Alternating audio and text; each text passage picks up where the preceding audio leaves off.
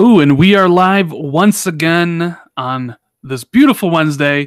I'm one of your hosts of the Xbox 2 podcast, Randall Thor 19, the man with the million. And you know what, Jez? I still get questions about what that means. But as always with me, Jez Corden of Windows Central, the man, the myth, the legend. What's going on, buddy? I'm groovy, baby. I had pizza, so pretty happy right now. How about you, man? I'm doing. You mean I'm a little jealous? You had pizza. I did. Right now. It wasn't particularly great pizza. I just love pizza so much. Yeah, it was average pizza, man. Average pizza. So that's a pretty average day. Average pizza, average day. I run out of coffee, so I'm not happy about that. But you know, I don't drink coffee. Do you know that? I actually have a glass of water that is kind of flavored to taste like fruit punch, and oh boy, is it good!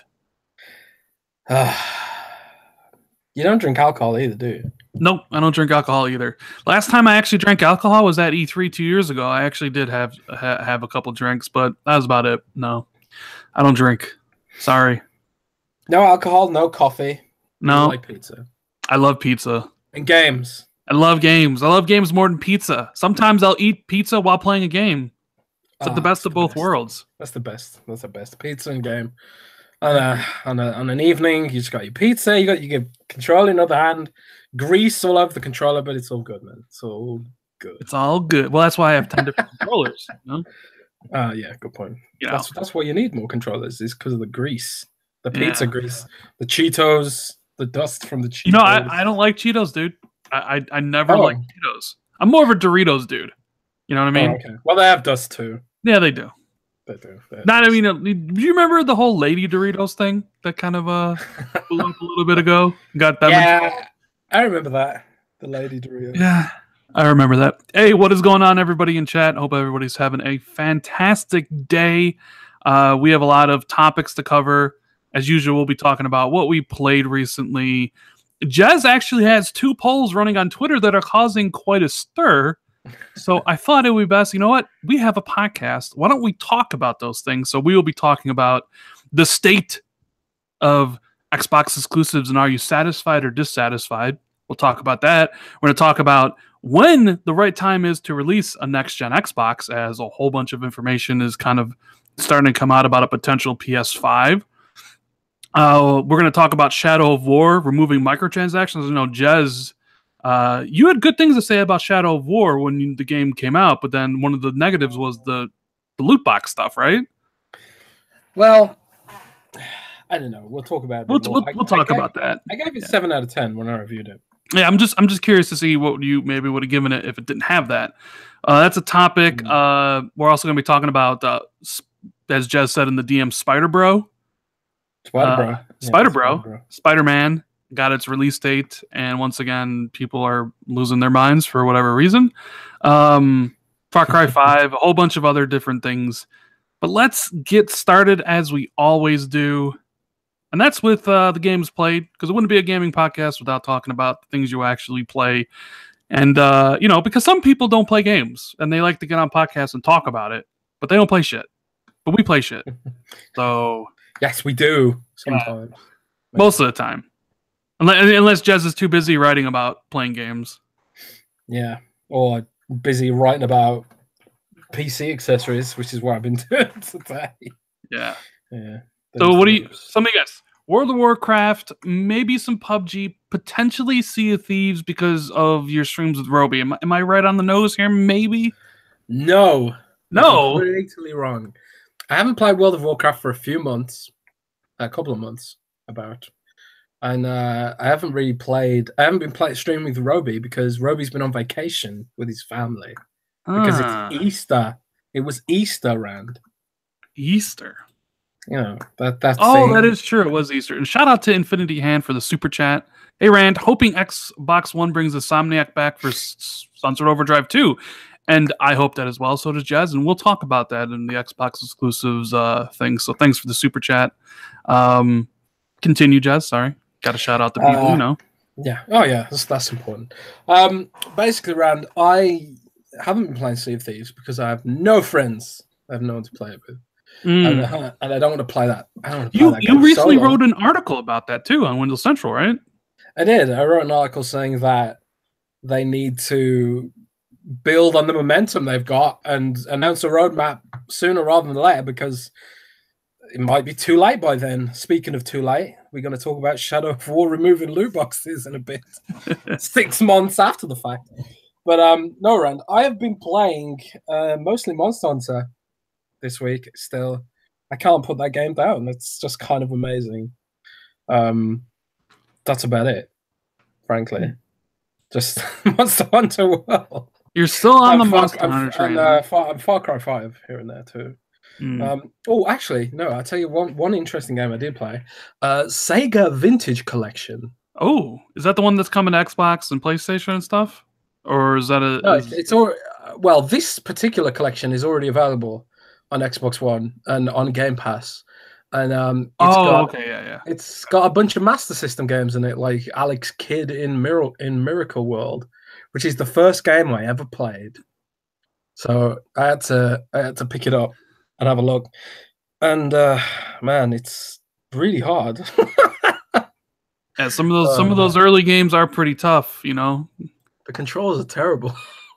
Like so floaty. You just if Alex Kidd, the character, even gets anywhere near an enemy, he just loses health, and he just dies. And then you got 3 lives, and you die, and that's it. You have to start over.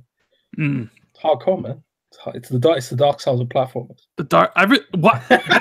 Honestly, one of the things I hate most about Dark Souls, I always say it's trash. It's just to kind of poke fun at my friends who really do. I don't have an opinion on Dark Souls either way, but I have friends who really love it, and it's always nice to like kind of take jabs at them, like, hey, Dark Souls is trash. But there is honestly one thing I do hate about Dark Souls. It's this conversation that has kind of sprung up around it, where anything that is somewhat hard, it's called the Dark Souls of this, the Dark Souls of that, the Dark Souls of this. Remember when Cuphead was out and it was called the Dark Souls of platformers or boss rush shooters? And then, remember when Crash Bandicoot the remake came out, and they were like, "Oh, this is the Dark Souls of this." It's like, come up with a different. Are you writers, right? Like, come up with a different word or something. Jesus.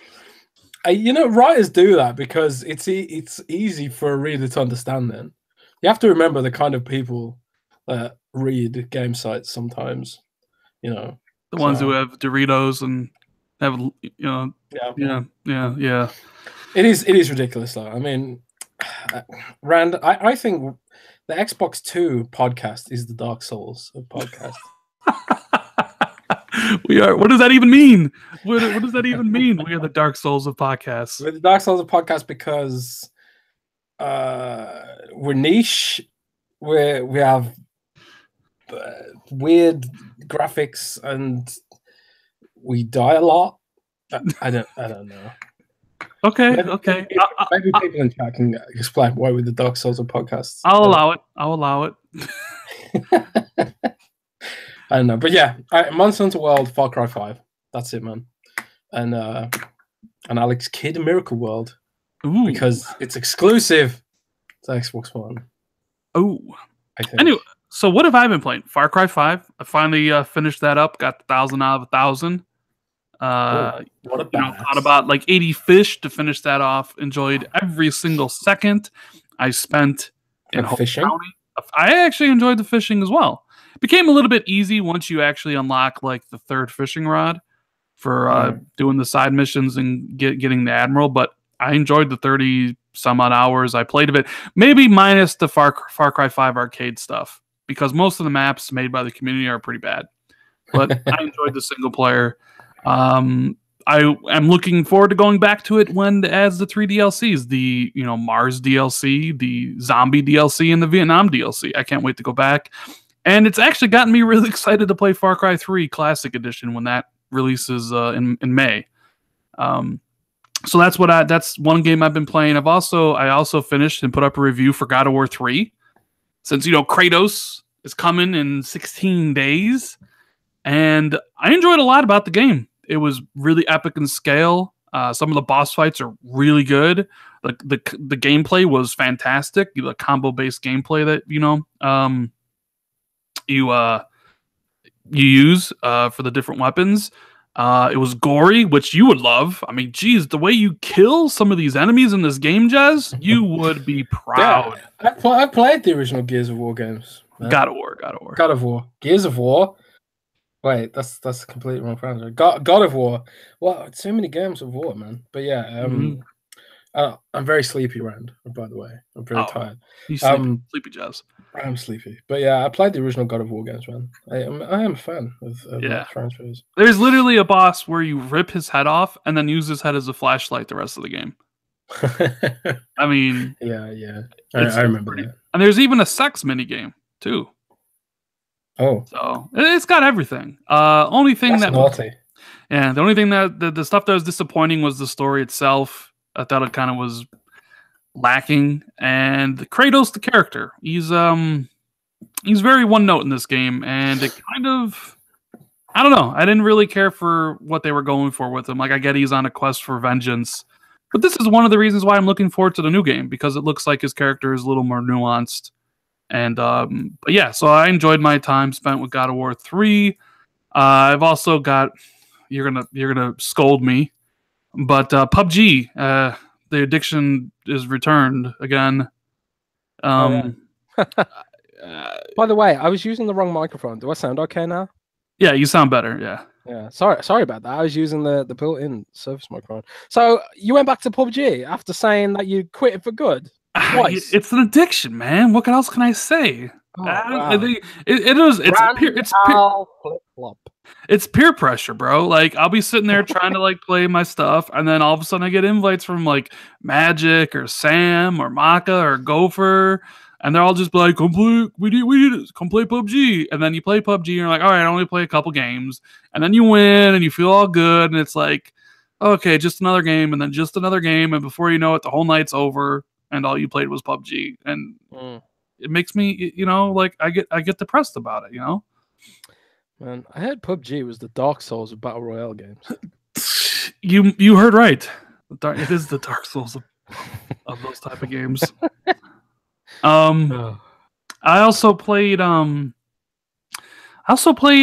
Batman Enemy Within from Telltale. Yeah, I still haven't played a Telltale game. Jeez, Jez. But you told me you love Batman though. Yeah, I know, and I've heard really good things about the Batman Telltale game, and what's worse is that I was saying on Twitter a few months ago, I've never played a Telltale game, and someone from Telltale reached out and gave me all the games, and I still haven't played them. Jesus. I'm a terrible man. I'm sorry, Telltale, if you're listening, which you're probably not. But you know what? I'm gonna make a point to play a Telltale game this weekend. Play the Batman one. Like, okay, so I'm on. So this is season 2. Okay. Since you love Batman, the reason this one's so good is because they're exploring the origins of Joker in this one. Right. Like, Joker exists, but he's not the Joker. He's John Doe, and he doesn't know who he wants to be.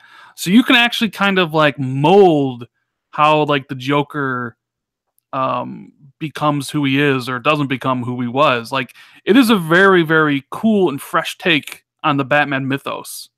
So I'm like 4 episodes deep into this season. I think season 2 is like way better than season 1, even though season 1's pretty good. But man, I am really interested. Like, I used to think, okay, for me, the Joker is, Heath Ledger, right? Or Mark Hamill. And I was like, okay, these are the Jokers. Like, they did the best takes on them. But the guy who's playing the Joker in this one is just as good as the other 2 I mentioned. Like, honestly, Bro, like, I'm really? telling you, dude, honestly, like, he is that good at his portrayal of Joker, especially a Joker that doesn't know who he is supposed to be. Like, he wants to be friends with Batman and be a vigilante, but he also wants to impress Harley Quinn and be like a serial killer. So you can kind of mold his path. And the guy who voices him is fantastic. What? Is that just season 2? Or that's season 2. I mean, he's in season 1 for like an episode, but he's in season 2 more. Dude, I'm going to buy it right now based on your recommendation, and also because I feel really guilty that they gave me all the games and I didn't play them. Season 1, I mean, Catwoman's in Season 1, Harvey Dent's in Season 1, and then they introduced like a new villain. Penguin's in Season 1 as well.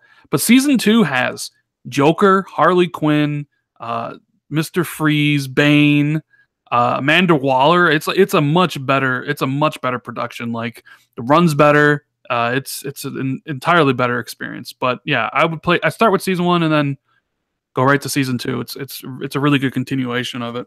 I'm going to do it right now. Do it right now. If I can do find it. Yeah. Well, you know, I'm actually looking forward to next week. Next week we got Hellblade. Even though I've played Hellblade already on the PlayStation 4, I can't wait to play it again. And hopefully everybody in the chat who is an Xbox fan who never got to experience Hellblade because they didn't play it on PlayStation 4 picks it up on the Xbox, because I would love for this game to succeed again or get even more sales, because I love Hellblade. You better play it too, Jez. Oh yeah, I'm definitely going to play it. I mean, I own it on PC, but I just never got round to it. It was like one of the, you know, those sort of games that just get lost in your backlog, sort of shame. But I'll probably buy it again and play it on Xbox instead of put my Surface through the pain of trying to run that game. Yeah. So yeah. Plus, I want the achievements for it. You know. Oh, Batman: The Enemy Within is on special offer right now. It is. There's the spring sale going on right now. Up until the 9th, there's a whole bunch of stuff on sale, and it is one of the things that is available for a discount. So that is what I've been playing. You know, like I said, I'll be playing Hellblade this week. I'm trying to get into Doom, and I want to play Uncharted Legacy. I did buy Uncharted Legacy for the PlayStation, and I actually kind of feel like playing an Uncharted game. So hopefully this week I can knock out Doom, I can knock out Uncharted, I can play some Hellblade, because April 20th comes around, it's gonna all be about God of War. But let's start getting in on some of these topics. We'll do a small one first. Jazz, did you see the Hitman news today? It was pretty interesting. I did, yeah. I'm surprised, but also not surprised that it was Warner Brothers. It's really surprised. It's a pretty good fit. It's a pretty good fit for Warner Brothers, I think, because it's like a cinematic game. You know, that's the sort of, you know, that's their sort of deal at the end of the day. They do like movie franchises and stuff like that. And I think there's like potential that Warner Brothers could bring to the Hitman franchise. But at the same time, it's Warner Brothers. Mm-hmm. You know, this is the company that shoehorned microtransactions into Shadow of War, which gutted the game. Maybe for those of those don't listening who don't understand this, well, let's give the full backstory on this. So, Hitman was a franchise made by IO Interactive. They were owned by Square Enix, and last year, Square Enix dropped them, and they went independent. And Square Enix allowed them to have the Hitman franchise. And people were wondering what exactly would happen with, you know, IO Interactive and the game. And then today, Warner Brothers announced that they have struck a publishing deal for the Hitman franchise. So not only for Season 1, because they're re-releasing Hitman Season 1 Definitive Edition, but presumably for Season 2, right? That they were working on or whatever. Yeah, it's not that I saw some people saying Warner Brothers had purchased Hitman. No, that's not the case. They're doing a publishing deal. And IO Interactive will retain its independence and retain ownership of the Hitman IP. Presumably, they've just entered into a publishing deal where Warner Bros. Will publish so many Hitman games, however many they've done the deal for, which obviously we don't know. But it's cool in a way, because it means that IO Interactive don't have to worry about marketing, distribution, all that sort of stuff, which is really expensive and would detract from the studio's ability to make games. You know, when an indie dev has to do its own marketing, has to do its own all the other stuff, that would eat into IO's bottom line. So like they'd have to fire devs to hire in people with that expertise to do the marketing and that sort of stuff, or like outsource it to an agency or that sort of thing. But partnering with Warner Brothers, it means they can just let Warner Brothers handle all that stuff because presumably they're good at it. Well, we have a question from Witness the Truth. He says, Rand and Jez, why didn't Microsoft sign them to a publishing deal or buy them outright? Do you wanna? I mean, I get why people ask this question. Phil's on the record saying he wants to build first party. He wants to get games for Game Pass. He's talked previously about how episodic games, he would love to see an episodic game start in Game Pass. And when originally Hitman came out, or when all the stuff with Square Enix dropped them, people were like, well, Hitman Season 2 would be amazing for Game Pass. Imagine launching it in there, all that stuff. So I get why people ask that. It's like, well, here's a really good developer in IO Interactive that has a well-known IP behind them. Why didn't Microsoft, buy them, or why didn't Microsoft sign a publishing deal for it? And I think it's a fair question to ask. I didn't expect them to buy IO Interactive. I mean, what do you think would be the right explanation for this, Jez? It just didn't, I guess. It's not multiplayer.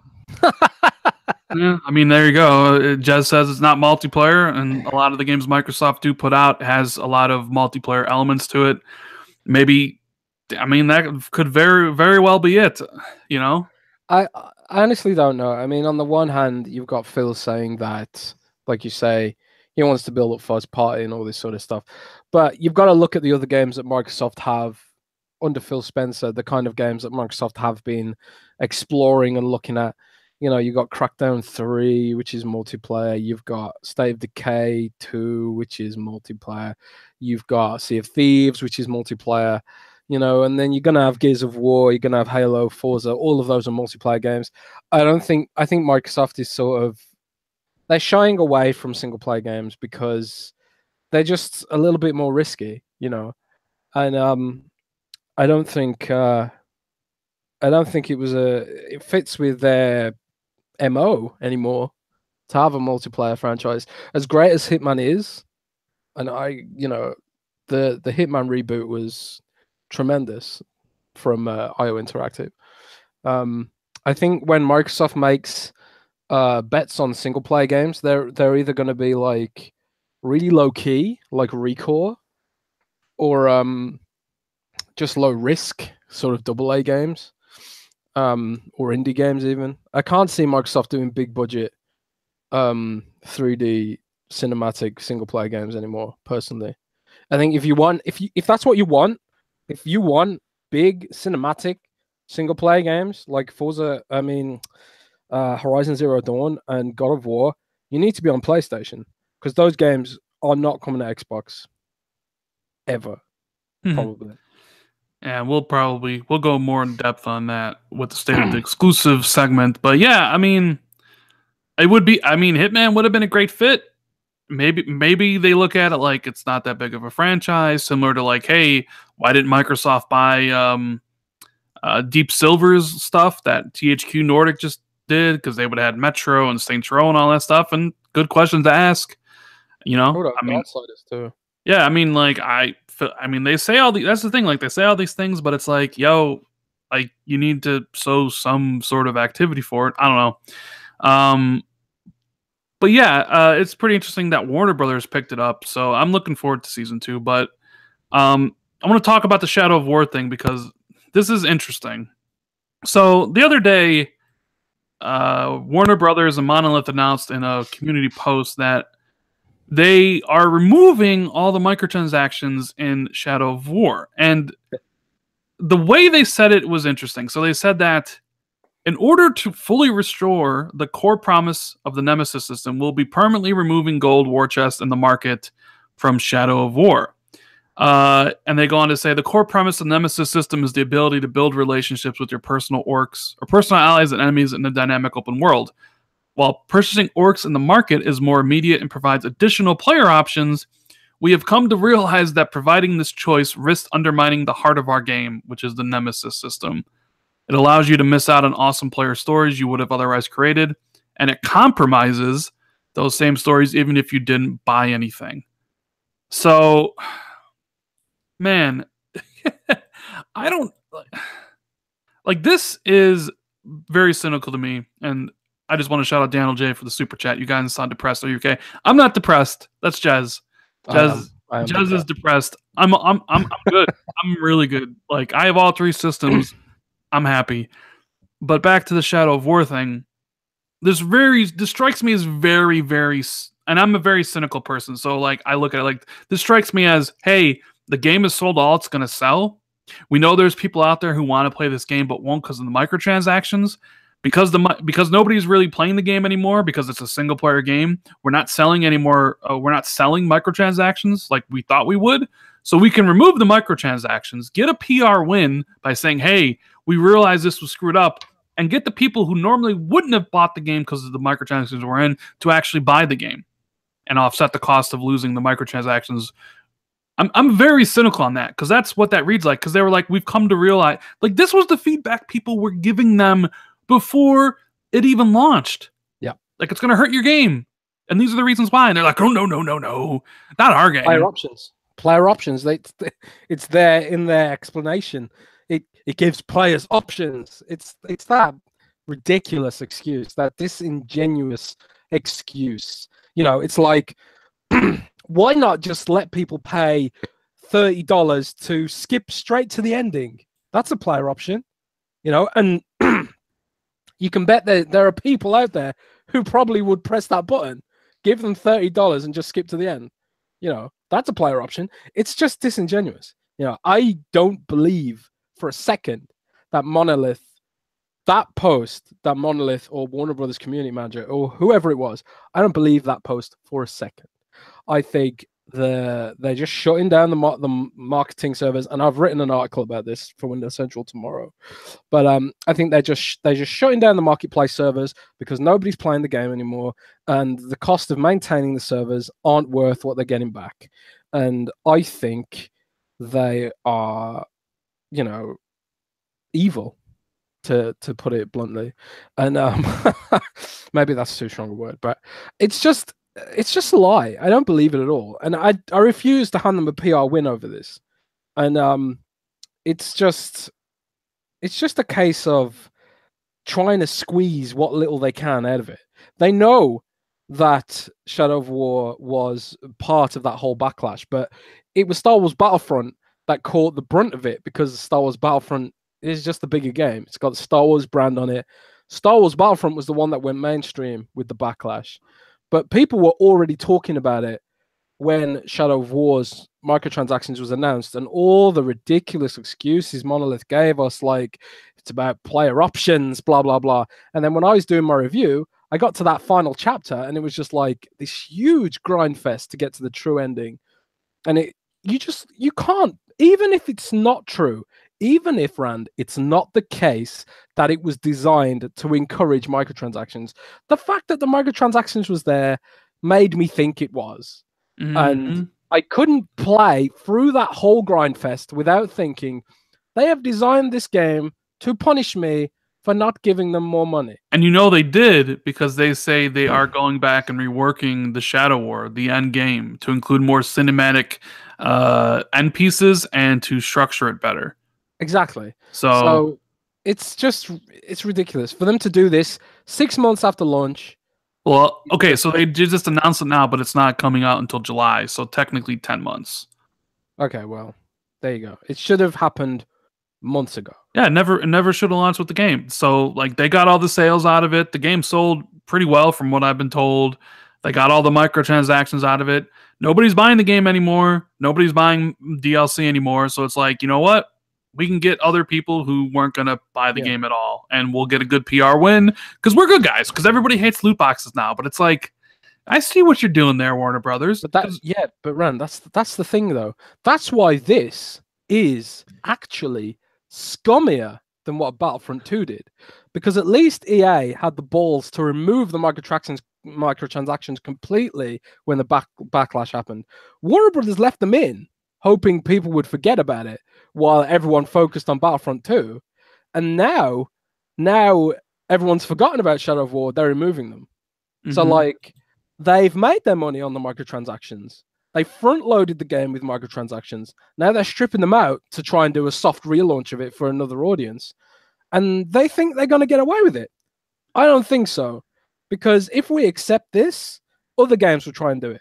They will try and front load with microtransactions, weather the storm of negative PR, and then 6 months later they'll say, "Oh, you were right. We'll remove the microtransactions now. You can buy the game." Nah, we ain't gonna put up with that. I think a lot. I think a lot of games, at least this year, are going like because Sea of Thieves, State of Decay, even Spider-Man, because they even made sure to mention Spider-Man won't have any of that stuff either. Microtransactions and all that stuff seem to be and loot boxes seem to be a core focus, which I think a lot of people are going to steer clear of. There's rumors that Battlefield 5 is going to have loot boxes, but it's only going to be cosmetic. It's only cosmetic stuff, so. For better or for worse, well, most likely for better, the Star Wars Battlefront stuff and all that stuff changed maybe the course of the industry, at least for a little bit.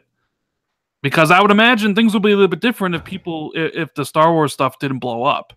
You know what I mean? Oh, yeah, for sure. I mean, the fact that, AAA devs have pulled back from this a bit is totally due to that backlash. So that proves that all those people complaining, even though the game sold many millions of copies, it shows that they don't want to create a situation where they create a negative momentum, I guess.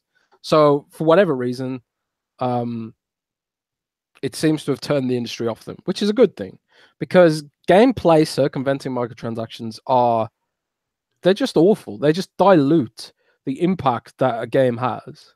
It's like every time you open the menu in Shadow of War, it's like buy loot crates, and it's like you stop feeling like you're playing a game and feeling like in the pause menu, you're suddenly in like a commercial break.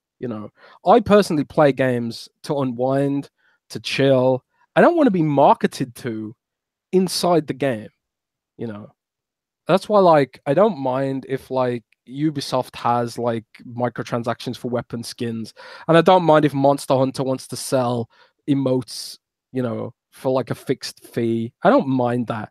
The loot boxes for cosmetics are annoying because it's that whole encouraging gambling psychology thing. That's annoying, but at least it doesn't break gameplay. But when you start adding microtransactions that break gameplay, like Battlefront 2 did and Shadow of War did, especially Battlefront 2, because Battlefront 2 was basically saying, you are going to be worse off in our game if you're a poorer player. If you're a rich player, if you're a rich player with disposable income, you can be more powerful in our game. That's when it becomes egregious, And Shadow of War was really on that scale. Someone could make a scale, Rand. They could make a scale on the intensity of how evil a microtransaction is. I might do that. You should. That would be a good article. I do. I think I'll do that. I'll do a scale. But it'd be funny because if there was a standardized scale of where something falls on the whole loot crate controversy, people could refer to it, and then developers would be like, "Oh, we don't want to be at that end of the scale."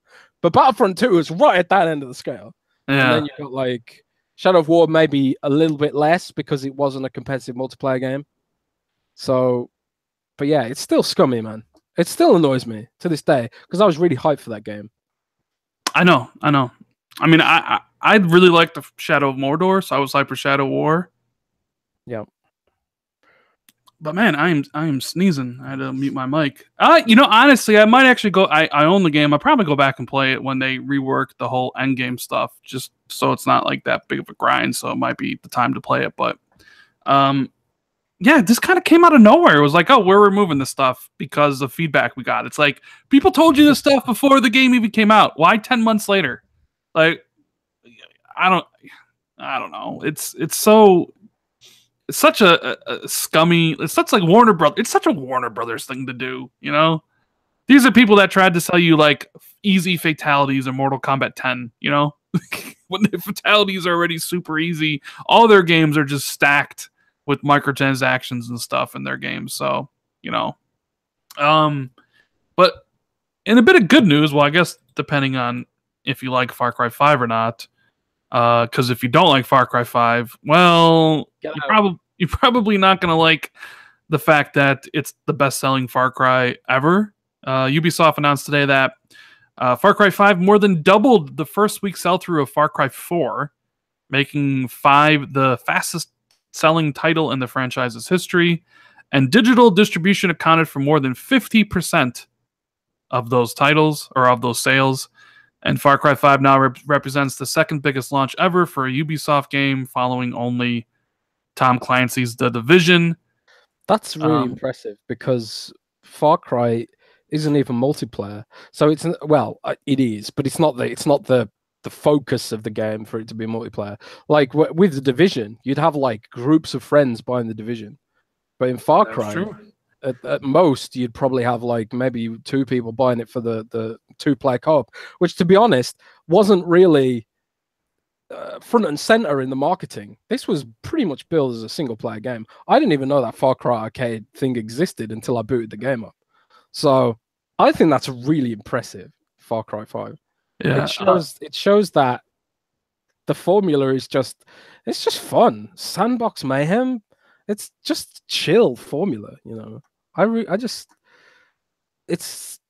wasn't too repetitive, you know. Sometimes those games are so repetitive that I just get bored, but there's so much stuff in Far Cry 5 that I just really enjoyed it. Cover to cover. They also had a cool infographic. 8,651 players were ambushed by skunks. 5 million fish were caught. 35 million sticks of dynamite were thrown. Most popular gun for hire was Nick. The most popular fang for hire is Boomer. Damn right, because Boomer's such a good boy. Good boy.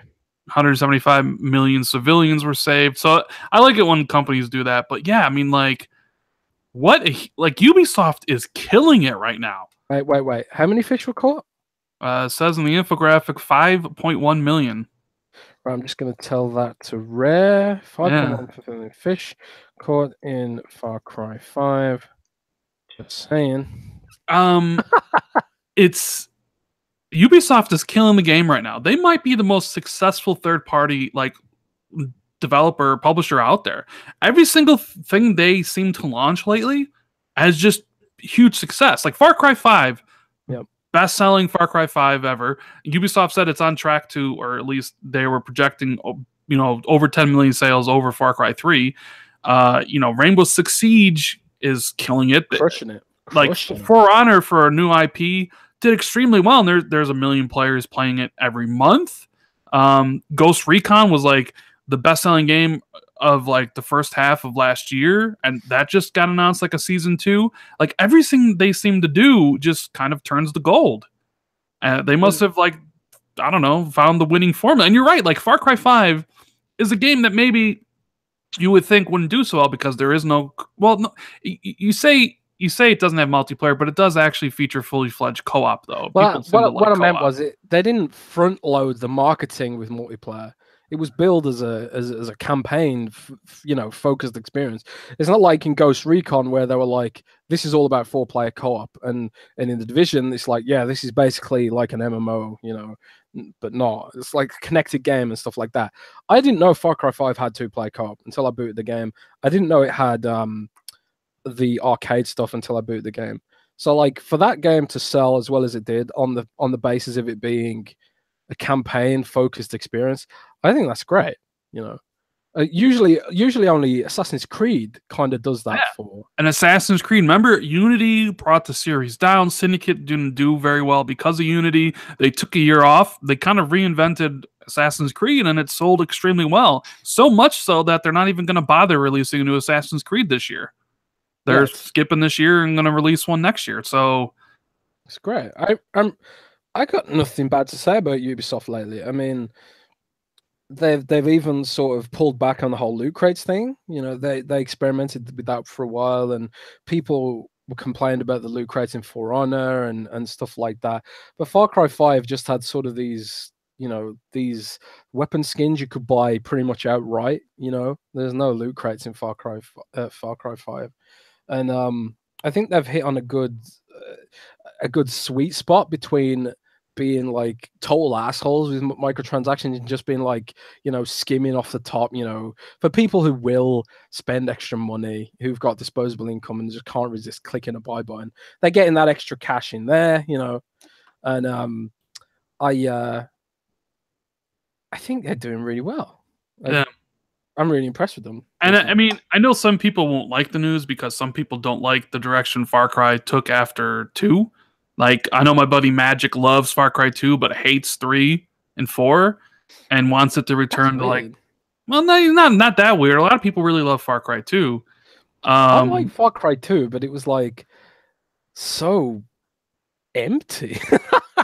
Like, there was like 5 mission types. Like, every time you did a quest, it was like the same NPC all over the whole map. The game was empty. Like, it had this really cool open world, and then I don't know. I'm just saying, like, considering how successful it is, they're obviously going to continue on with the formula because the formula is successful. So if you wanted something different than Far Cry 5 or 4 or 3, it's not going to happen because it's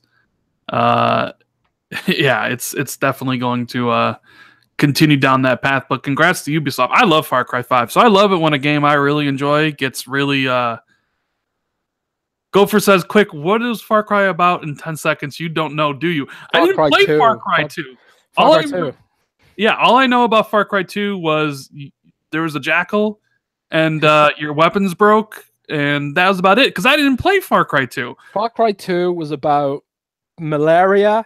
Yeah, you were sick, right? You had a disease. Really cool fire effects, which are still not as good as they were in Far Cry 2. And it was basically like a big Heart of Darkness allegory. I mean, most of the Far Cry games are like that sort of Heart of Darkness story, where like Apocalypse Now, where you're just sort of a lone soldier trying to kill a dude who's amassed a cult of crazies around him. You know? Captain Redbeard says, Ran, that Far Cry 5 ending sucked, though. Well, I'm not going to spoil it for anybody. So, I mean, everybody's entitled to their opinion. Yeah. Woo. So Far Cry stuff. All right. So, you know what? You want to talk about let's talk about Spider Bro, shall we? Spider Bro. Spider Bro. So Game Informer, they had a big reveal today. They have the cover story for Spider-Man for the entire month of April, all that stuff. And they revealed the release date. And a lot of people thought it would be June, because they were like, man, June seems pretty well. There's rumors, there was leaks that it's going to be in June. And sure enough, everybody was wrong. And it's September 7th to be exact. And I made it in my video yesterday. I presented 2 options. Like, I thought it could be June, but then I also thought it could be September. And I felt September was the better choice for what they wanted to do with Spider-Man. And I made the argument that Spider-Man is probably the most important exclusive to the PlayStation 4 this year, because Spider-Man is a bigger character than God Kratos or any of their other games. Bigger than Kratos? Spider-Man, if you take Spider-Man on like a global level, yes, he's like the most popular comic book hero in the world. So there's more potential to bring people to PlayStation because of a new Spider-Man than there is a new God of War. That's true. Now, doesn't Sony own the rights to Spider-Man? So, okay, it get a little complicated with that, because, yeah, they did. The whole Marvel stuff is weird because, like, Marvel sold the rights to Spider-Man to Sony, and then Sony like sold it back to Marvel, but then like the game rights were through Activision, because Activision were always the ones who published like the previous Spider-Man games, which is why they were on Xbox. Supposedly, like when Sony sold the rights back to Marvel for Spider-Man to be in like Infinity War, they got back some of the game rights. I mean, I don't really know. But Sony has the rights somehow, and they went to Insomniac. Insomniac's like, they're like, hey, you can pick any Marvel character to make a video game about, and they said they picked Spider-Man.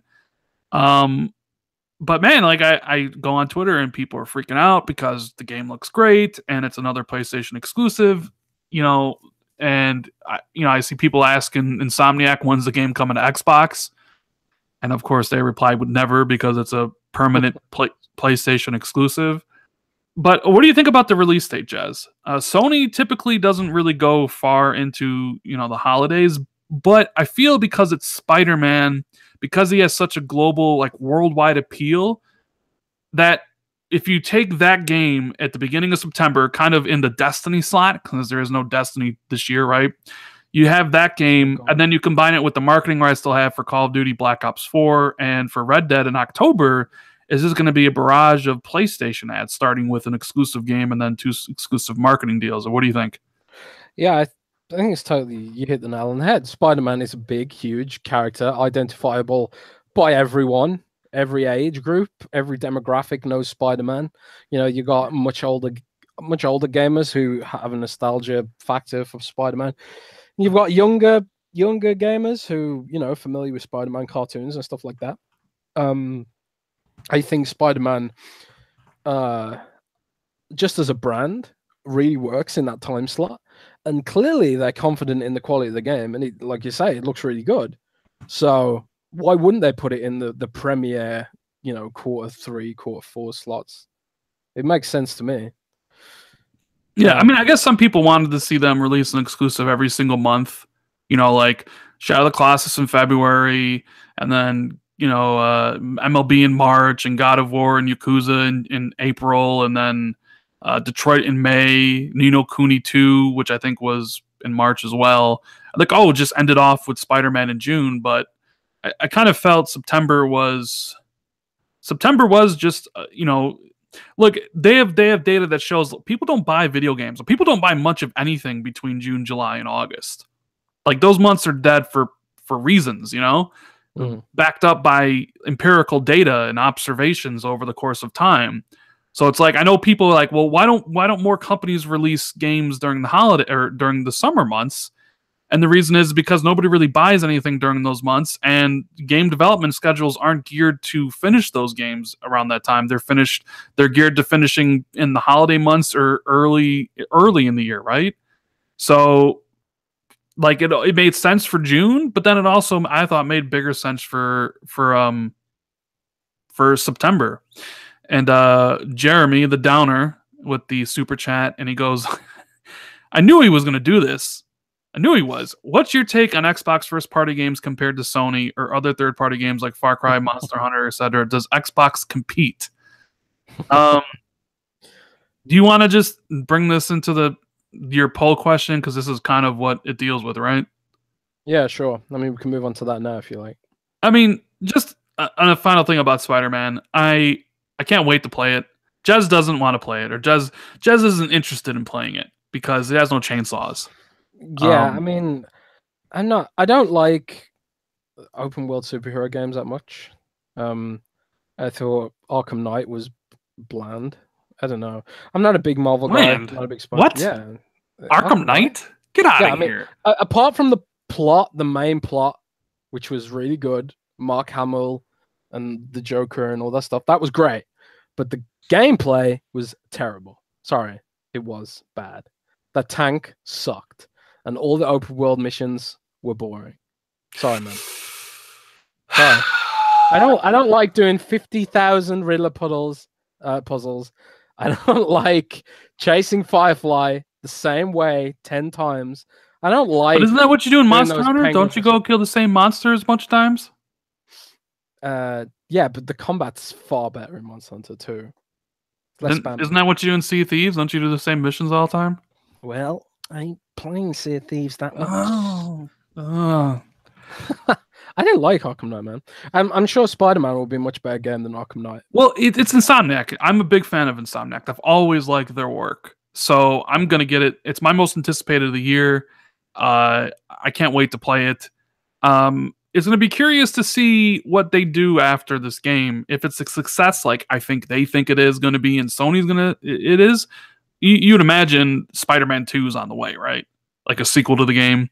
Oh yeah, for sure. I think Insomniac have hit gold here. If the game is as good as it looks, and sometimes games don't look as good. Games don't ship as good as they seem to look.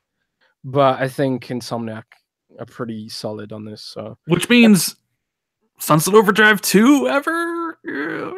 I mean, I know like the thing here is Insomniac with this gen, since they were second party to PlayStation forever. You know, they did the Ratchet and Clank games, they did the Resistance games last gen.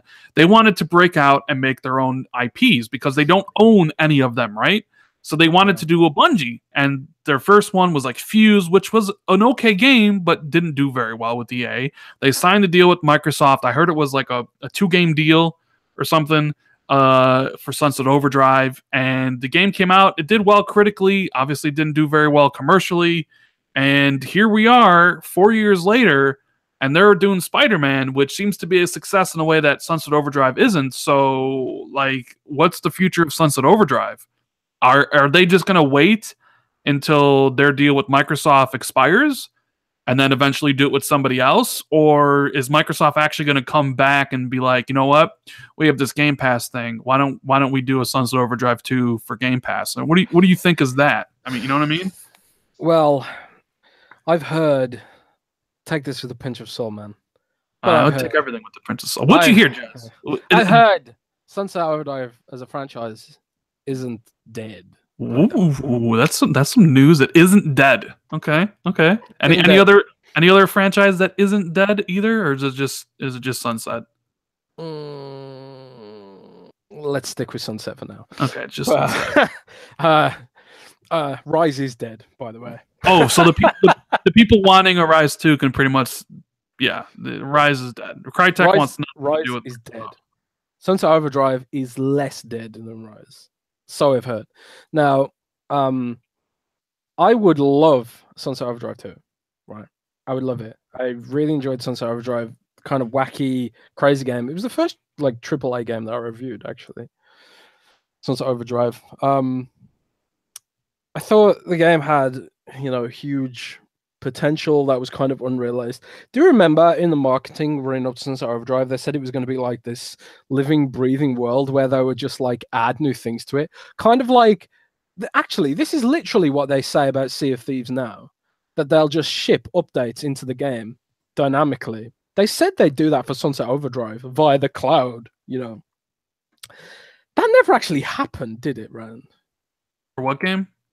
For Sunset Overdrive. They said no, it didn't. But I got those.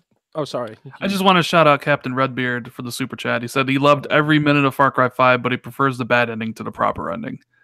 No spoilers, but everybody's entitled to their opinion. So they did say that, Jeremy, didn't they? We are going to answer your question. Jeremy's complaining because we didn't answer his $10 question. It's in a segment coming up, Jeremy. Trust me. It's coming up, man. It's coming up. Don't you worry, pal. But oh, somebody said I'm making him feel bad. It's Jeremy. It's the downer. I don't care about making a downer feel bad. And besides, we're going to answer his question. It was part of a planned segment, anyways. Jeez, calm down, Jeremy. Yeah, I mean, we paid $10 to ask a question we're already planning to answer. Yeah. Sorry, Jeremy, but you bought Rand some pizza at least. That's good, right? That's good. That's good. And consider Jeremy is the biggest fraud I know. Here is a dude who trash talks Sea of Thieves for freaking 3 years. 3 years. Tagged Phil Spencer and Craig Duncan in every single tweet talking about it, and yet this dude has like 100 hours on Sea of Thieves, won't stop playing it, but yet still talks crap about it. Was in my DMs every single day since it launched, telling me how horrible the game was. Talk about a straight up fraud. You've been exposed, Jeremy. Exposed. He's got more hours on Sea of Thieves than me. Yeah. By orders of magnitude. But yeah, what was I talking about? I was talking about Sunset Overdrive. Sunset Overdrive and the updates and stuff. Yeah, like they said Sunset Overdrive will get these dynamic updates like Sea of Thieves is supposed to get, but they did these little vignettes where they injected YouTube videos into Sunset Overdrive's monitors in the game. But I was expecting like new monsters and stuff like that, but I don't know. The game was really awesome to play. Like I presume Spider-Man will be. Like, Sunset Overdrive had this like flow, Like you could like pull off really stylish moves, like jumping from one thing to the next, blah blah blah. And I presume Spider-Man will have that sort of sense. So I feel like Sunset Overdrive has legs in a way that maybe some other Microsoft franchises maybe don't potential. And clearly, Insomniac has proven itself to be a big budget dev. So clearly they've expanded the studio and stuff like that. Yeah. Rand, you've got another super chat there from Underachiever. Oh, I just see it. Underachiever says, "Do you think devs would be gun shy for making single player style games on Xbox because of all games like Sunset Overdrive did not do very well commercially, i.e., taking big risks?" Oh, that's a good point. Yeah, I don't think so, because as we just talked about earlier, Far Cry 5 is the best-selling Far Cry ever, and that is mainly a single-player style game. I think part of the reason people are apprehensive about all this stuff is because Microsoft never gives out sales information about anything. So they could be doing really well, or one of their games could be excelling extremely well, but we'll never know about it. All the stuff, all that Microsoft wants to put out is monthly active users, or Mike Ybarra's tweet today about 1.1 billion hours on Xbox Live, which doesn't matter to anybody, and it's just like, who cares? We know there's a lot of people playing on Xbox Live, and there's a bunch of hours. Like, who cares? Who cares what the number of hours are? And honestly, that tweet from Mike felt like a little bit of a damage control, since considering Spider-Man was announced this morning, or the release date, and it was just like, well, 1.1, who cares? Like, that doesn't, I mean, I don't care. Do you care how many people are playing Xbox Live? I certainly don't. Nope.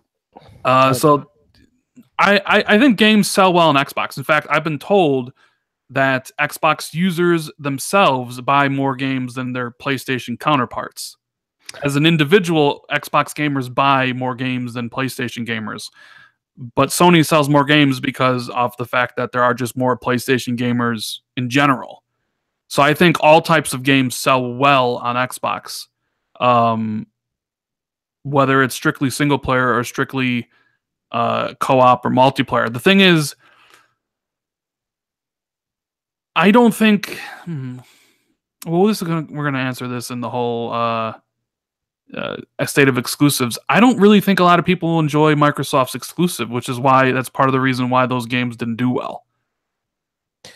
Yep. Quality has a lot to do with it, and a lot of people are kind of iffy on the quality of said exclusives. You know what I mean? Yeah. But no, we've seen titles sell extremely well that were single player only, like Elder Scrolls games, the Fallout games, the Batman games. There's a litany of single player games. Granted, they're all multi-platform, that have sold extremely well.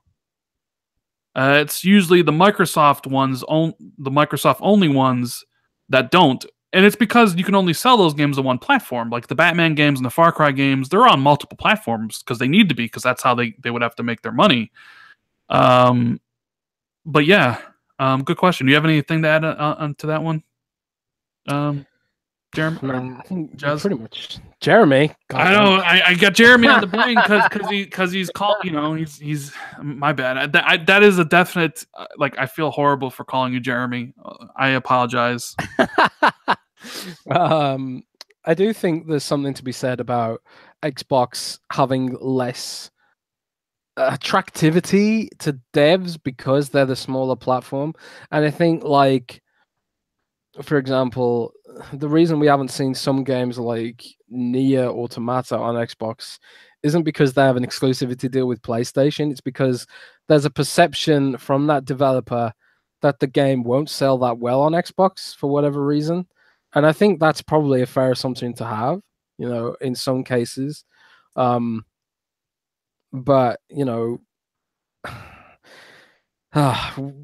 we can talk about it in more depth when we actually get to the exclusives bit. Do you want to move to that now? Yeah, let's just move there. So you put out a poll, right? Yeah. And what was it about? I put up two polls. First of all, one was about when the Xbox One 2 should launch, which we're going to talk about a little bit later. And also if my followers, who are mostly Xbox fans, are satisfied with the state of the Xbox first-party exclusives. I don't think any, since I have most PlayStation fanboys blocked on Twitter, I don't think it sort of got vote hijacked, because the trend was pretty much instant. But basically, after 1.3 thousand votes, 67% of my followers say they are dissatisfied with the state of Xbox first party. Now, where would you have voted, Ryan? Oh, I did vote. All right. And can you guess what I voted? Satisfied? Satisfied? Are you? Have you not been? You've been doing the podcast with me for how long? And you think I'm satisfied with the current state of their exclusives? Come on now. Well, there's a lot of Barbie games on. No, yeah, I voted dissatisfied as well. Yeah, I wasn't surprised really. I thought maybe the fanboy factor might push it closer to halfway, but it seems that there's a significant amount of people who are starting to feel dissatisfied by first party exclusives and stuff like that. And there is this whole, it's almost become a meme now, but it's not a bandwagon, because there is empirical data to suggest that Xbox first party games just don't deliver like Sony first party games do. You know, or honestly, empirical data on that. Like Jeremy said, like even third party games like Far Cry and Monster Hunter and stuff. That was his thing. It was like, do they even compare to not only PlayStation games but third party games? And what do you mean?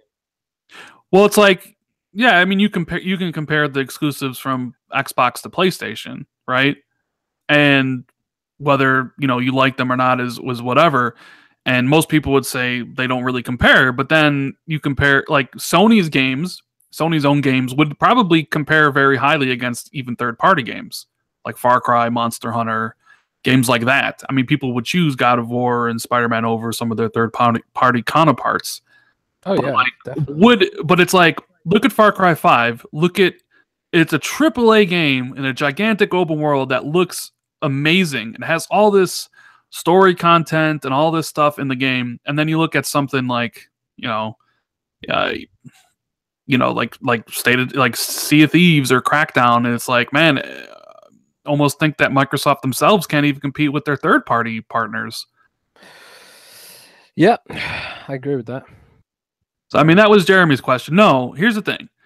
I've said it before, and the only reason we're even talking about it, because it was a poll and it was an interesting discussion, is that I thought last year was bad. I hate reiterating that point. It's fine. Like I'm still going to play on Xbox because it has everything I care about, my friends and all my games and stuff, and I do own all the platforms, so I'm not missing out on anything. And some of the games announced this year, like Crackdown 3, I'm still really interested in it. And State of Decay 2 does look better.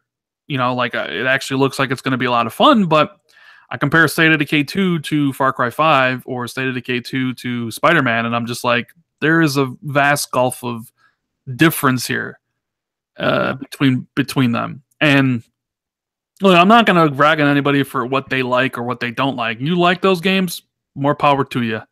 I'll be playing them as well. There just seems to be, I don't know, maybe.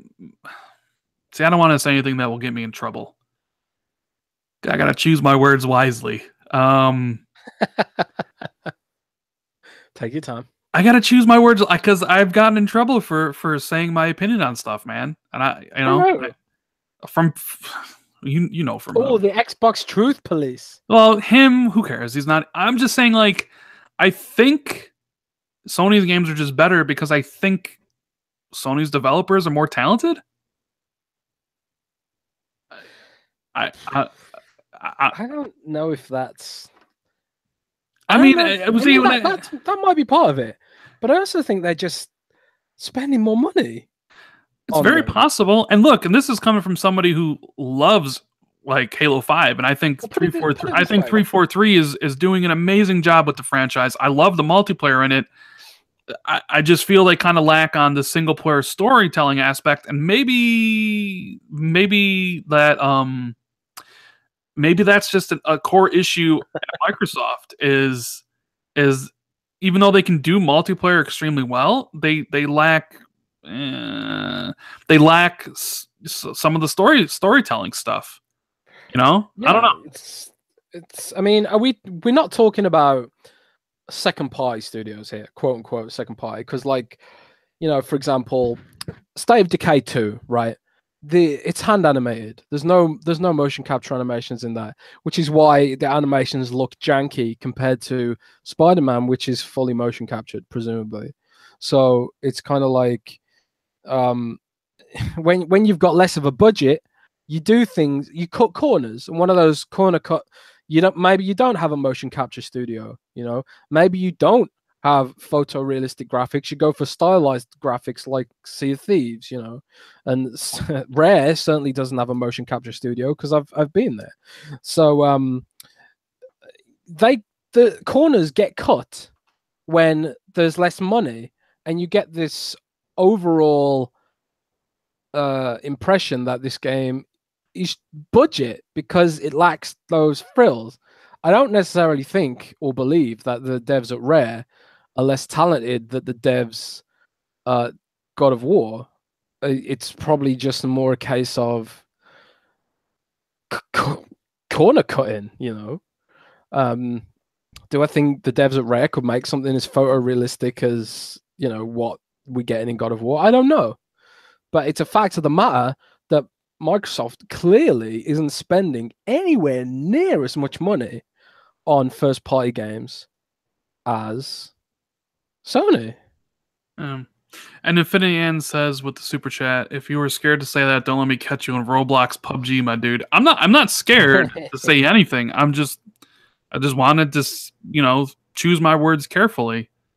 And, you know, I mean, I don't know. Like, I've always said I prefer the exclusives that Sony's makes more over the exclusives that Microsoft is making.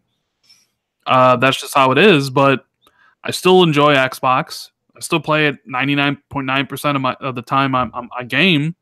I kind of wish in my heart of hearts that Microsoft was competing with Sony in that arena. You know, Sea of Thieves is a game that's not for me, at least not right now. Maybe it will be a year from now, but it certainly isn't at this very moment. Well, that's the thing, you see, because it's not like Microsoft has less money than Sony. Microsoft have a ridiculous amount of money.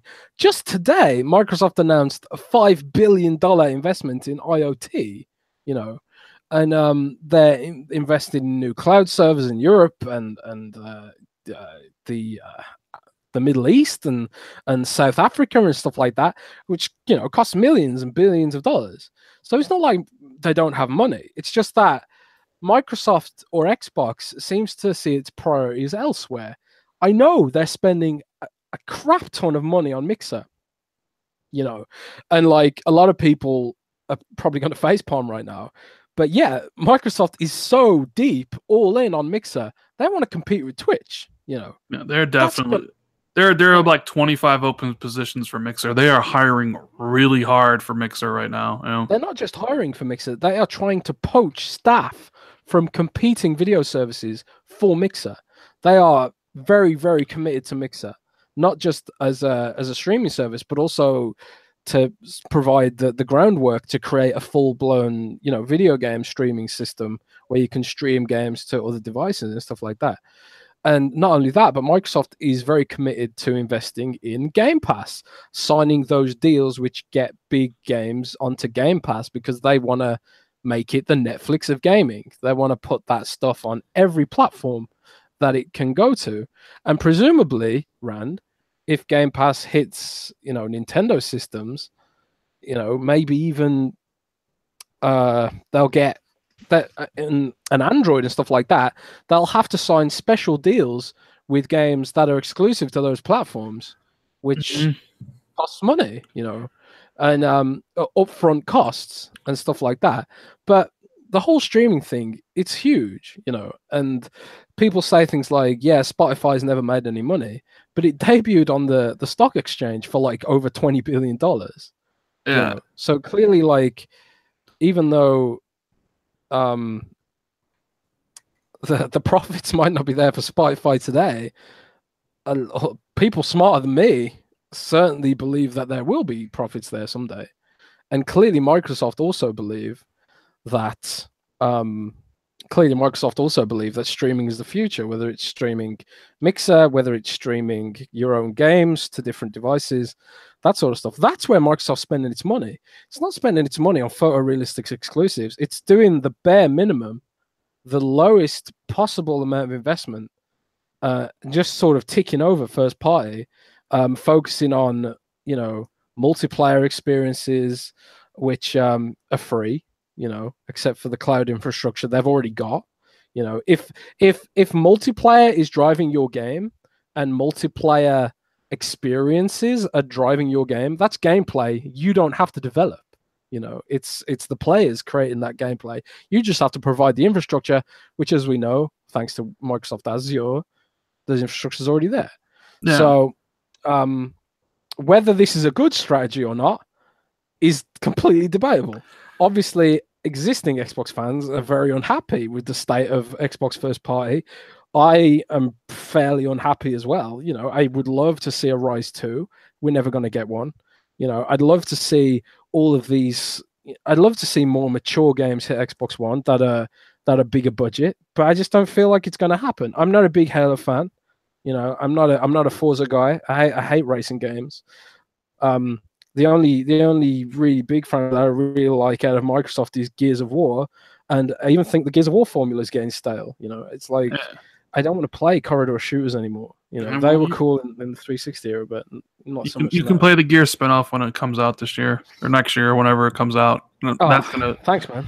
Yeah, I know. I need to shout out 2 super chats. One from Lumi P that says, "Sure, Microsoft doesn't have a Naughty Dog or Neil Druckmann, but their studios do have talent." I never implied that Microsoft studios don't have talent. I just think Sony's devs are more talented. It's just that Microsoft doesn't offer as much creative freedom as Sony, and that very much is, you know, fact, I think. And Kid Smooth, go ahead, Jez. Sorry, I was just going to say, you make a good point there as well. Microsoft seems to always want to play it really safe. Yep. You know, like their stories, like in Halo, there's no controversy in Halo. There's no controversy in Gears.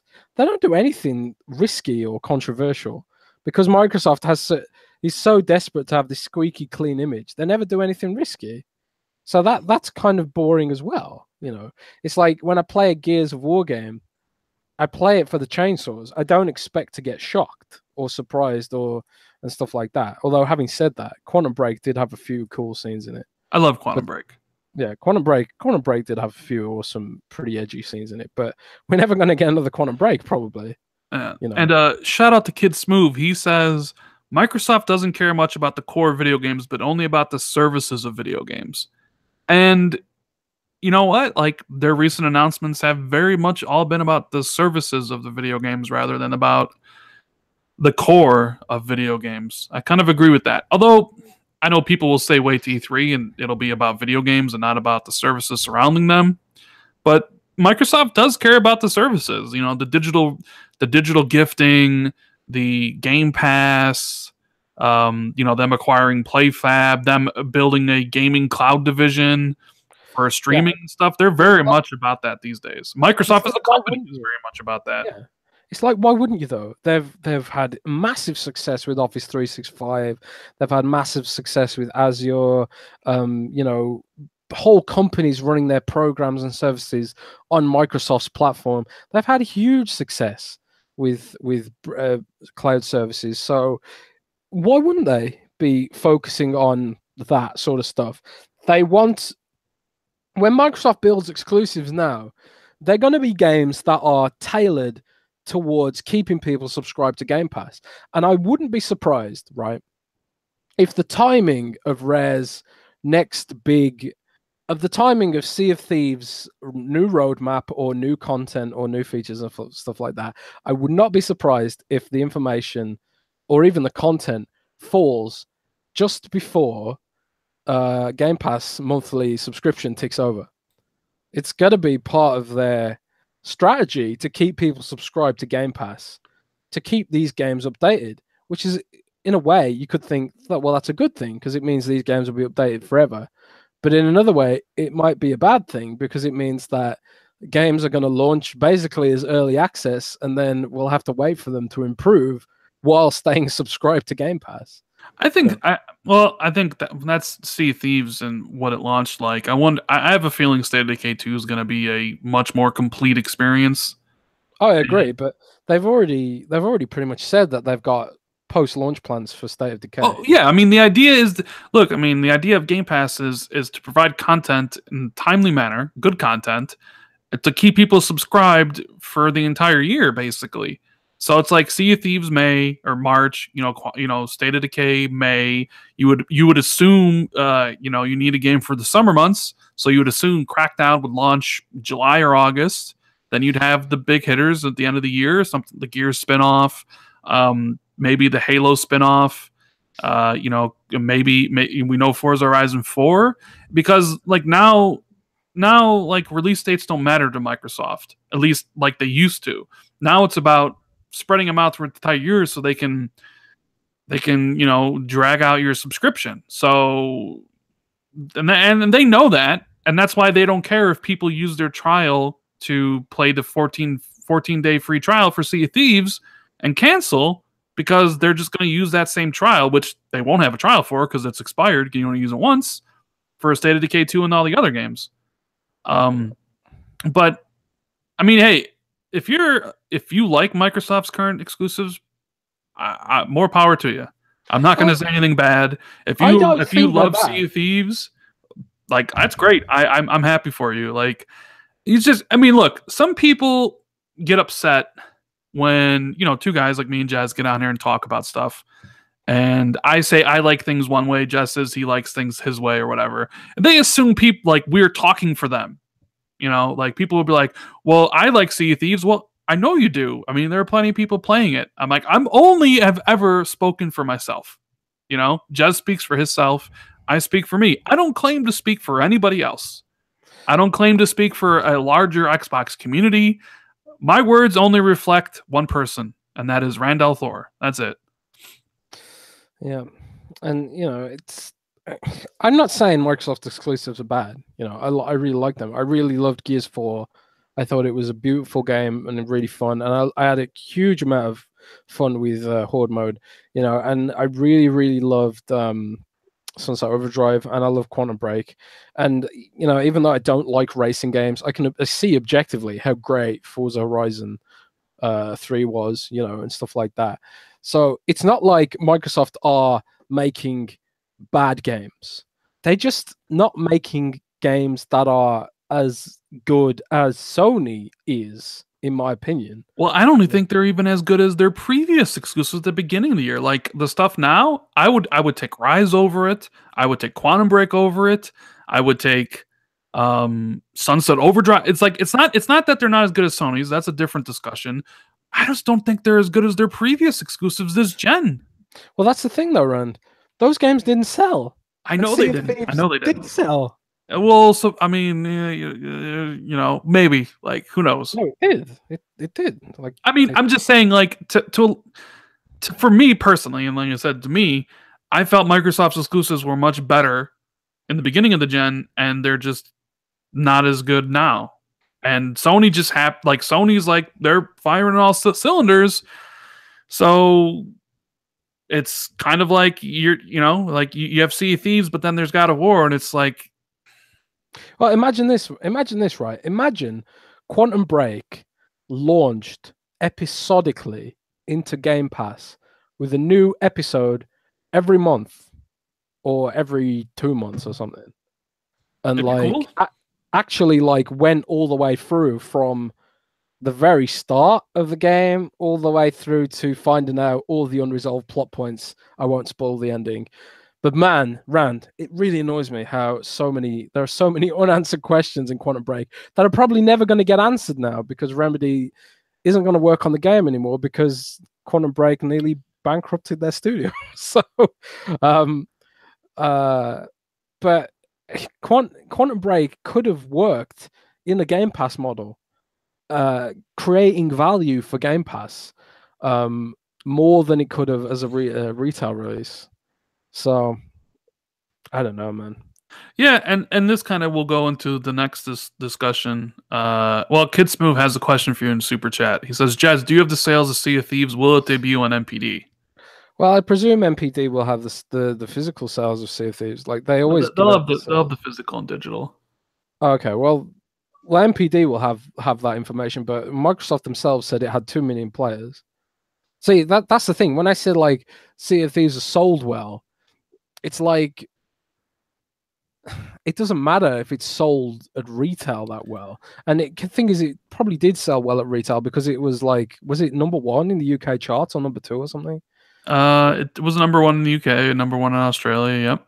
Well, you can extrapolate from that it probably did pretty well in the US as well. And yeah, it didn't have a huge amount of competition, but still, it competed with all those other games. Heavy hitters like GTA, which seem to just won't go away, and stuff like that. And even still, it means it's got good engagement, which is what Quantum Break didn't have, sadly.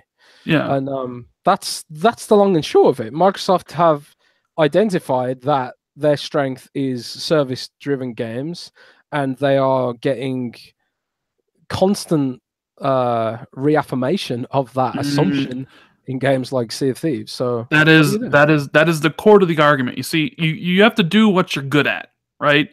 You have to do what you're good at. Microsoft tried story-based games, and for whether it was commercially and critically, nobody really went to it. But they have done pretty well with their service-based games. So they do that pretty well. So they do with it. What has Sony done well?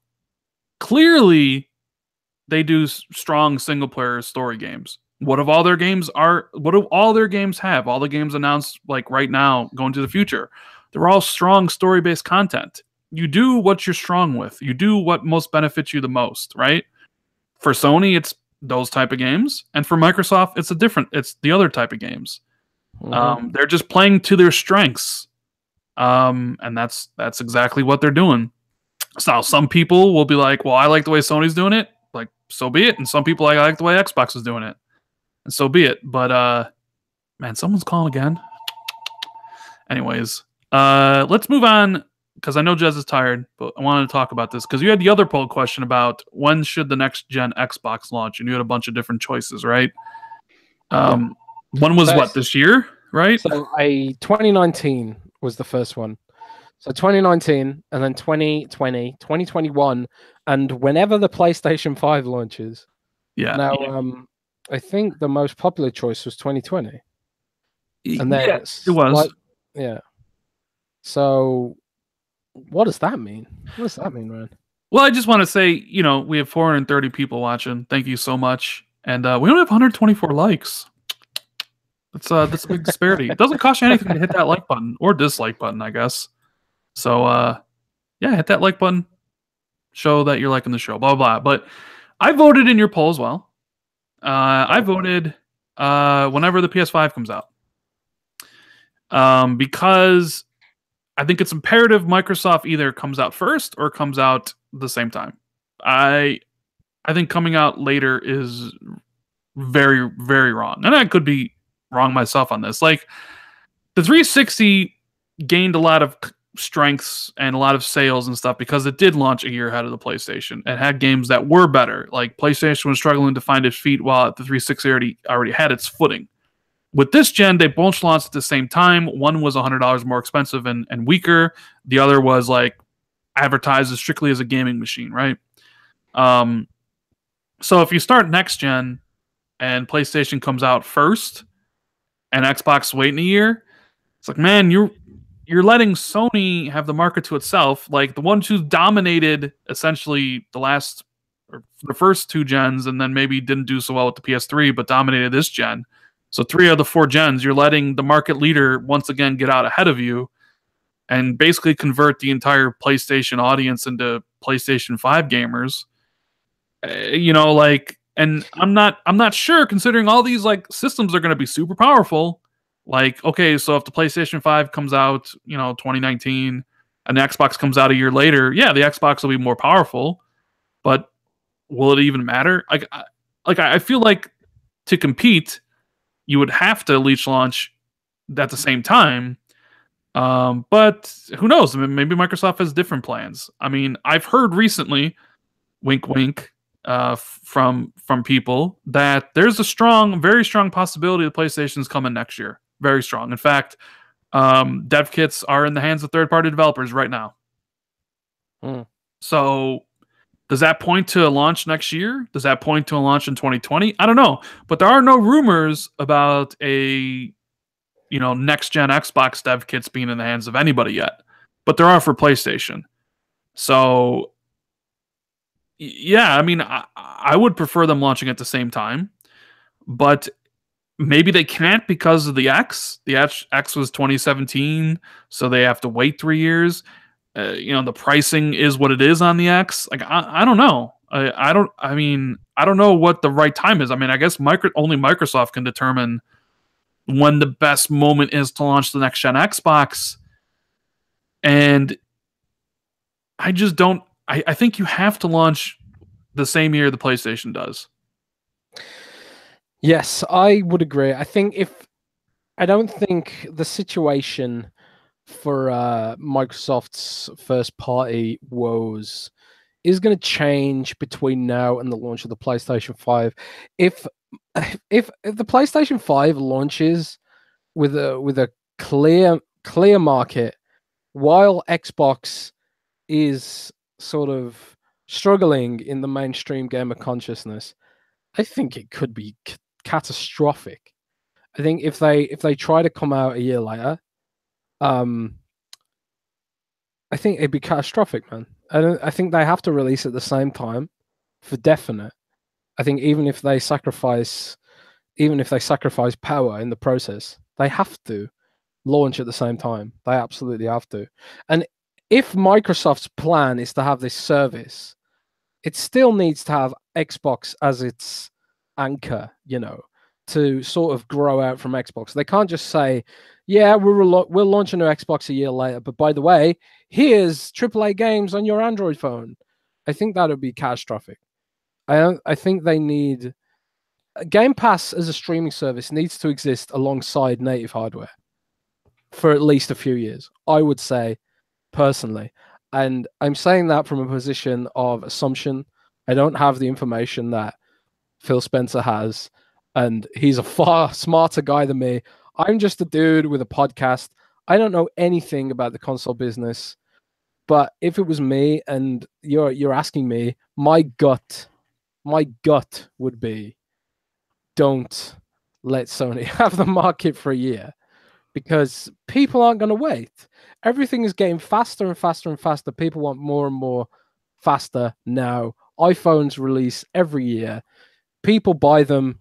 200 million people upgrade their iPhone every year. People have disposable income and they want to spend money. Gaming is getting bigger and bigger every year. And yeah, Microsoft wants to grow Xbox beyond the console. That's fine. But I don't think you can afford to sacrifice that base in the process. I don't think you can afford to sacrifice the people who are evangelizing your product and influencing others to buy your product. I don't think you can sacrifice them overnight. You have to bring them along for the journey, And I'm sure I'm biased in saying that because I am one of those people. I don't want to be left behind by Xbox, moving to Android or whatever else they want to move to. I don't want to be left behind. But I think if they leave behind too many core gamers chasing this fantasy of streaming services, I think it could be a catastrophe. It has to be very careful. So that's what I think, man. I could be completely wrong.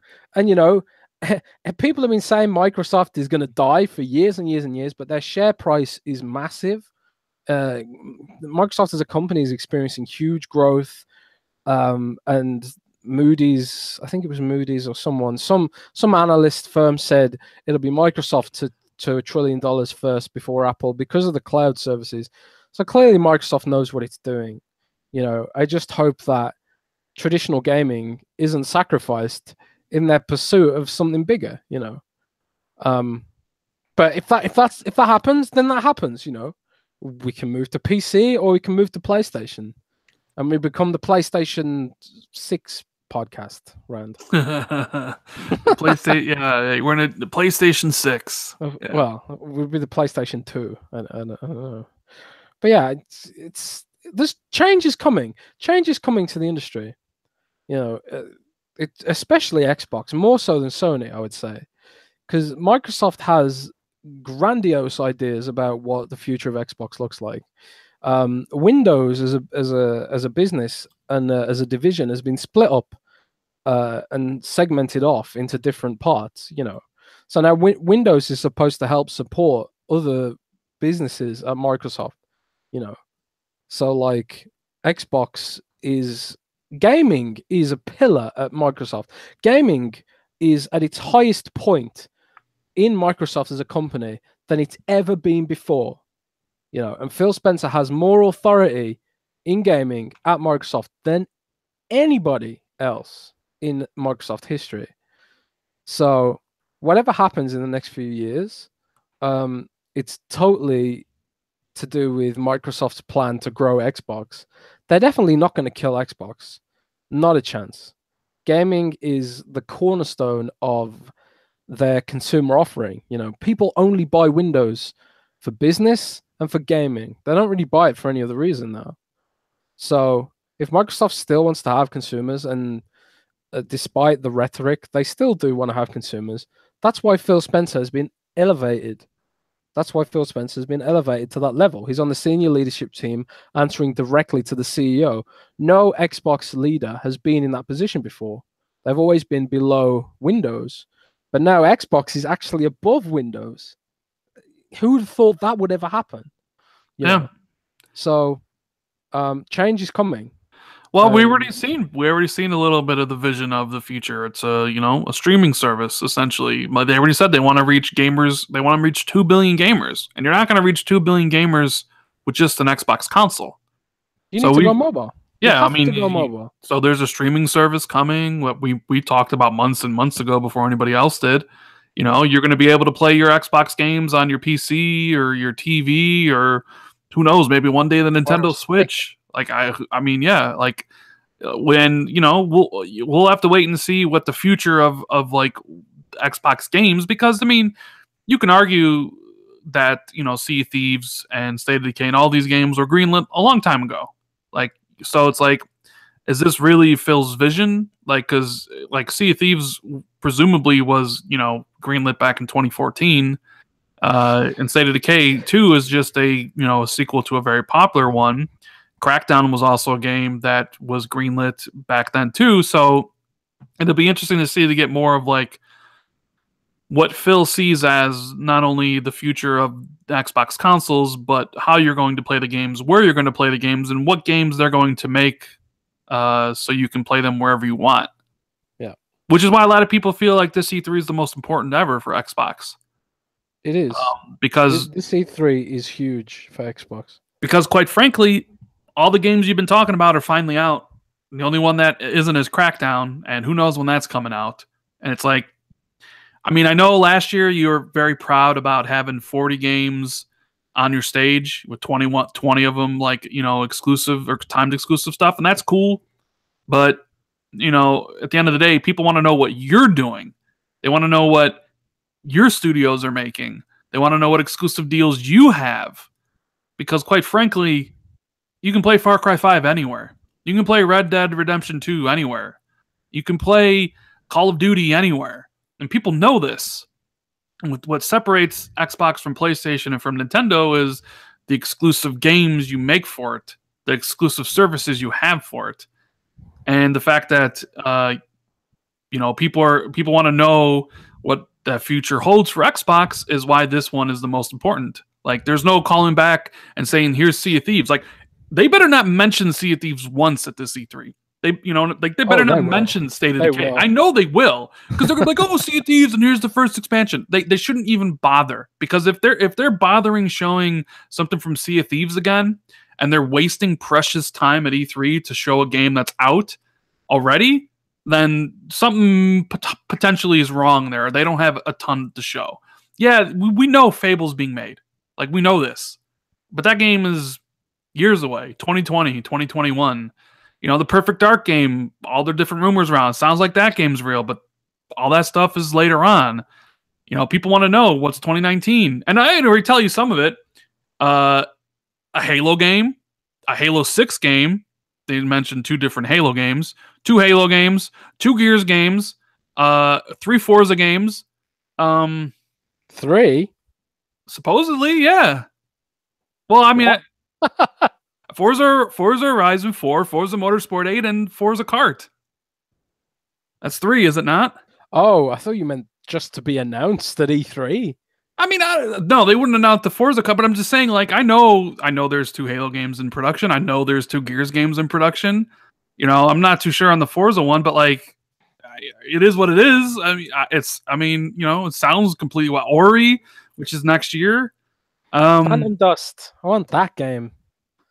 Do you remember that game? Whatever. I mean, it is what it is. Like, they need to come out and they need to blow people away. They need to be like, here's the future of Xbox. Boom, boom, boom. Nothing confirmed for him. Stop running with them lies. It ain't lies, buddy. It ain't lies. PlayStation Novus. I know. It ain't lies. It's the PlayStation Truth Brigade up in here. I know, right? Where these people will be when they announce the Gears spinoff? Will they come back and say, I was sorry, Rand, you're right? No, of course they won't. Yeah, they'll just cry. Cry in mommy's basement. Should we take some questions, Rand? Sure. Ernie says, Forza Kart game. Did you watch Crap Gamer or something? Source? You don't. It's like people don't. No, I'm not even gonna. Never mind. I mean, Rand, answer your super. I didn't see super chat. I'm sorry. Oh, StepTech809 with the super chat says, where are the supposed studio buyouts? Ooh. That's another thing, man. That's another thing Phil said that he wanted to do, and I'm right with you on that. Like, at some point, you can talk all the talk. At some point, you gotta show something. You gotta show some progress. And it's great to talk about, hey, you want to build exclusives, you want to build up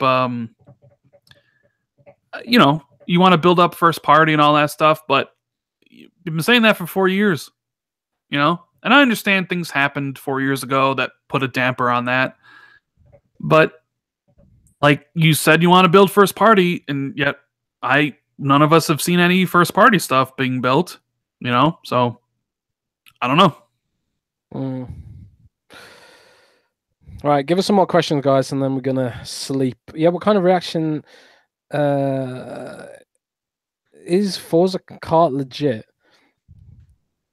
Kart game leaked on Resetera, didn't it? I don't know about. I don't have any sources for Forza personally, but Rand has better sources than me oftentimes. I believe Rand. I have a different set of sources. The one I trust empirically the most. He hasn't said anything about it because he doesn't know either. But it would be something I think Microsoft would do. I totally see them doing it. I don't know. Like, I'm much more confident in the Halo and the Gears thing, the 2 Halo games, or the 1 Halo game that's not Halo 6 and the Gears spinoff. Like, that stuff is, yeah. Any more questions, guys? Any more questions? I think I saw one from Face. He says, isn't Game Pass, if it does well, Microsoft will fund more and release more big budget AAA games? I mean, that is the hope. At least that is what they're talking about. The idea that Game Pass allows them to have this, revenue stream, a stream that they can count on every month, and that if it takes off and is successful, they can then use that money to fund games otherwise they couldn't, because each game wouldn't necessarily be judged on how well it singularly did, right? It's more of a part of a group rather than each individual game. And I want to shout out Z Black Rider for the super chat. He says, I need more talk about God of War. Somebody doesn't like God of War, and that's perfectly fine. Oh, Cole Bass 2000 says, how about the marketing deals? I did see that. I did see Rectify Gaming post that they had the exclusives on Microsoft's marketing deals. Did you see that, Chaz? I did. Bless them. I have heard different information. So different. What did they say? They said they had the marketing rights for Cyberpunk. They had the marketing rights. Battlefield 5. Splinter Cell. And I forget what else. But you've heard something different. Yeah, I heard something different. But again, what I heard isn't concrete, so I wouldn't exactly print it. So maybe it is true. I don't know. But I haven't heard anything specifically that would corroborate that story. So maybe it's true, maybe it isn't. But I would be surprised if they... Well, I wouldn't be surprised about Cyberpunk and Battlefield because they had Battlefield before, and also they're pretty in tight with CD Projekt Red. I know Microsoft works pretty closely with CD Projekt Red, so I wouldn't be surprised about that. But yeah, I don't know. We'll have to wait and see. Jez, you got a question from Stickfigure. Oh, what's the go with that officially licensed keypad and mouse? Will it work with any game? Right, so I don't know what's going on with these Xbox mouse and keyboard support. The Xbox does support mouse and keyboard right now. You can test it with Minecraft, and it works. But it's disabled for most games. The reason being, it would create vast competitive imbalances for some games, especially shooters. Microsoft doesn't want to make it so everyone has to play with the mouse and keyboard on Xbox. That's never going to happen.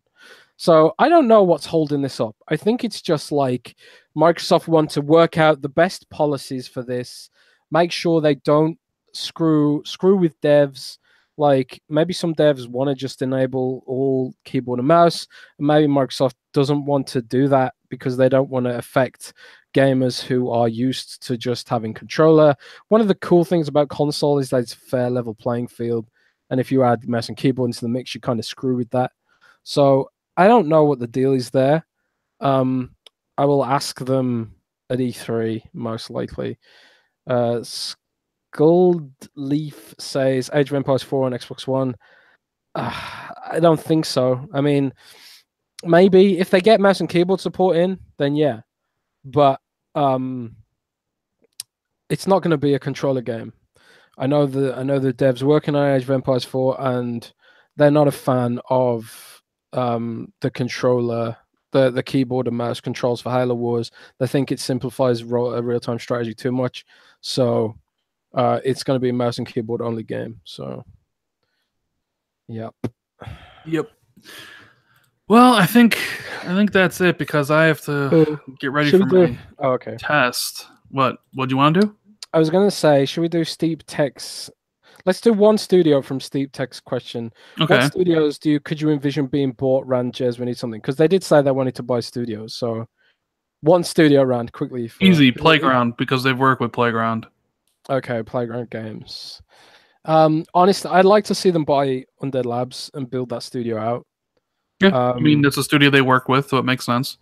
Yeah, or, I like Creative Assembly. Relic Games, I think, and Relic Games 2. I'd like to see them focus a little bit more on the strategy stuff. I think Creative Assembly did a really great job with Halo Wars 2, even though they're kind of bottlenecked by RTS on console. I just don't think it works. But I think Creative Assembly did a great job, and I think if they weren't so strangled by having to make the RTS work with a controller, I think Halo Wars would have been a better game. But yeah, I think that's about it, man. Awesome. So that was a great podcast in my opinion. Hopefully people enjoyed it. If you did, hit the like button. If you're listening to this later on iTunes or Google, make sure you rate the show, comment, all that good stuff. We really appreciate it. Follow Jez on Twitter. His link is in the description, as it always is. And what are you doing the rest of the week, Jez? Well, I've actually finished on my writing for this week. I have an editorial coming out tomorrow about the whole Shadow of War thing and some of my other thoughts on it, which I pretty much already gave away in this podcast anyway. But that's pretty much it me for this week. I'll be streaming on Mixer at 5 a.m. PST if anyone's awake at that time, playing some Sea of Thieves with Roby. But yeah, that's pretty much it for me. What about you, man? I mean, I have to go take a test, so cross your fingers for me. Other than that, I will hopefully put out more videos the rest of the week and try to finish off Doom and maybe start Uncharted Legacy because I wanted to actually play that. I feel like playing an Uncharted game. But yeah, so until next week, we will see everybody later. Hit the like button, subscribe, all that stuff. Hope everybody has a good rest of the week. And, we'll see you later. Have a good one, guys.